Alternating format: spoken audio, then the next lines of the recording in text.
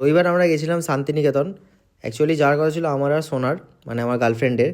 হঠাৎ করে প্ল্যান হয়েছে, মায়েরাও যাবে বললো, মা দিদানো বাড়িতে ছিল, আমরা তাহলে সবাই চলো, মা, আমার মাসি, সোনার মা আর আমার মা, আর সোয়েবও ছিল তার সাথে। তো ফার্স্টে আমরা গেছিলাম কঙ্কালীতলা মন্দিরে, ওখানে গিয়ে পুজো টুজো দিয়ে আমরা। আর মায়ের তো পুজো দেওয়া যাবে না, কারণ দিদার কাজ করেছিল, তাই জন্য এখন আমাদের 1 বছর হয়নি, তাই আমি পুজো দিয়েছিলাম ওখানে গিয়ে। আমি আর সোনা দিয়েছিলাম।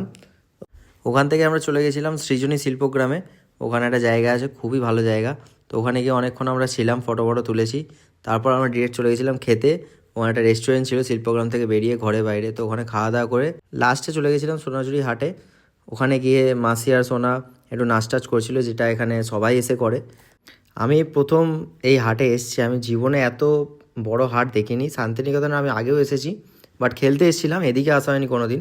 এই প্রথম আমি হাটে গেছিলাম, আর সত্যি এত বড় হাট আমি লাইফে কখনো দেখিনি। ওখানে প্রায় আমরা 3 থেকে 3.5 ঘন্টা ছিলাম। প্রচুর কেনাকাটা করেছে সবাই, তাই অনেকটাই লেট হয়ে গেছে এখান থেকে বেরোতে।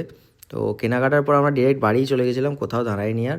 শুধু মাঝখানে সোনার একটু শরীর খারাপ হয়ে গেছিলো, তাই জন্য দাঁড়িয়েছিলাম। তো এইটুকুনি আজকের ভিডিও অবধি, দেখা হচ্ছে আবার নেক্সট ভিডিওতে। টিল দেন সবাই ভালো থেকো, সুস্থ থেকো, আর লাইক শেয়ার সাবস্ক্রাইব করে দিও।